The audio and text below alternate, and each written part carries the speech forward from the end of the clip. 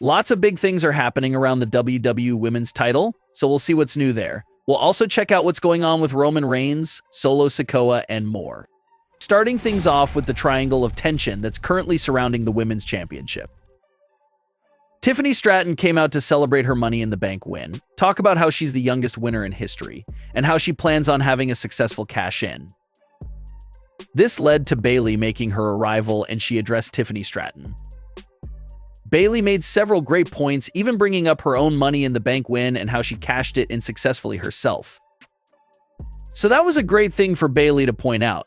Champions that have been Money in the Bank contract holders themselves should be more aware and alert about cash-ins, since they have the experience and have been on the other side of the contract before.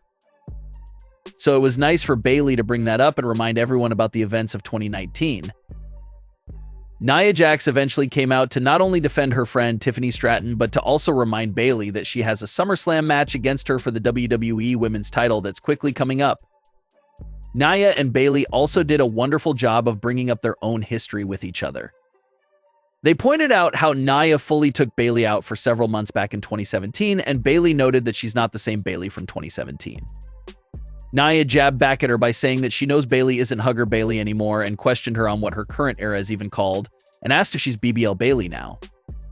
After Nia Jax's match, Bayley tried attacking Nia, but it eventually turned into a 2-on-1 situation with Tiffany and Nia fully taking out Bayley. And after Nia had started to leave the ring, Tiffany walked over to the referee and was about to cash in the Money in the Bank contract. She actually placed it in the referee's hands, but it was Nia Jax who had to come back in the ring and stop Tiffany from cashing in with a look of disgust in her face. She couldn't believe that Tiffany was going to try and cash in from that attack. Tiffany ended up not cashing in and posed with Jax. And this segment appears to perfectly set up the entire SummerSlam scene involving the WWE Women's title. It's a personal matchup between Bayley and Nia Jax, with lots of brutal history there between the both of them. But on top of all that, Tiffany Stratton is looming over the matchup, just looking for the perfect time to cash in. Tiffany already showed us that she won't be shy to cash in on Bayley. And we're to assume that if Nia is champion and is in a vulnerable state, Tiffany also won't hesitate to cash in on her as well. So it creates this very interesting dynamic that should continue in the near future. There's been lots of heavy hints from Solo Sikoa that appear to be heavily indicating that a Roman Reigns return is close to taking place. In recent weeks, Solo has really picked up steam with Roman name drops and references. After kicking out Paul Heyman, Solo is opening up promos just like how Roman Reigns does, by asking the cities they're in to acknowledge him.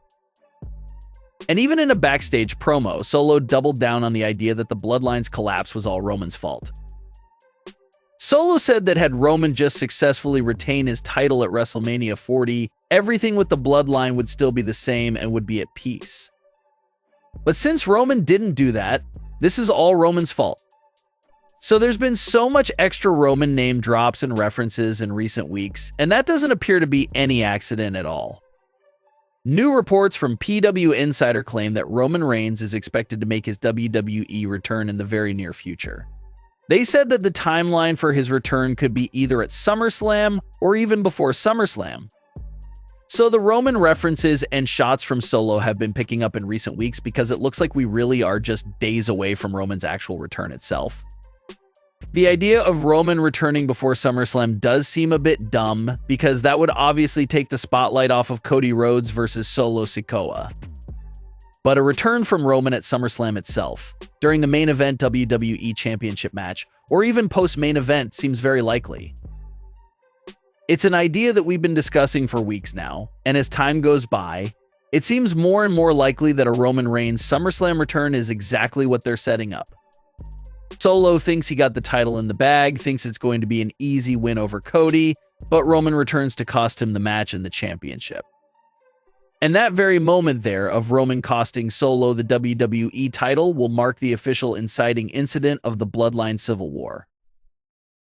WWE was labeling some moments in 2023 as the Bloodline Civil War, but this upcoming moment and story right here would be the actual Bloodline Civil War, no doubt about it. And that moment right there will finally wrap up Cody's long battle with the Bloodline. Should Roman want his rematch for the title? Realistically, his character should want that, but since Cody and Roman are both baby faces now, it looks like they're going to avoid that matchup for the time being. Roman will instead focus on taking down Solo and the new Bloodline, while Cody possibly starts up that feud with Randy Orton. Kyle Scarborough, an artist who worked closely with Bray Wyatt, is in the headlines this week for some reveals he made during a recent interview with Soundsphere magazine. Kyle confirmed a long-time rumor that the company did pitch to Bray the idea of bringing the Firefly Funhouse puppets to life in 2019. They wanted to have Bray lead a faction and tell a story of these puppets coming to life and being portrayed by other wrestlers. Kyle says Bray Wyatt was strongly against it because these puppets weren't meant to be real. They were meant to be just a figment of Bray's imagination. According to Kyle, Bray would only be on board with an idea like that if he himself was going to portray all of the live-action versions of the puppets. Another thing that allegedly frustrated Bray Wyatt was the 2019 segment of Seth Rollins breaking into Firefly Funhouse and burning it down. It's been said that Bray despised this moment because it absolutely destroyed the lore and backstory of the Firefly Funhouse. The Firefly Funhouse, along with the puppets, were all originally meant to be a place only located in Bray's mind and imagination. So with Seth just walking backstage and attacking Bray in the Funhouse, it ruined that rich backstory and made the Funhouse simply out to be a random room in the backstage area.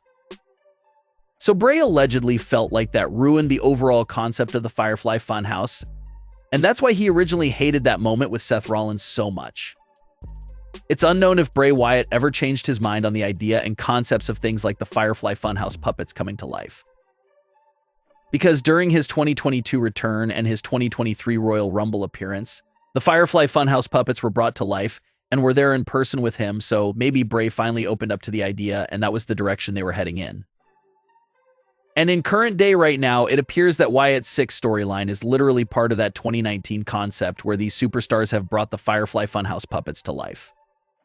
So we'll have to see how that story and angle continues to play out. But what are your thoughts on today's stories?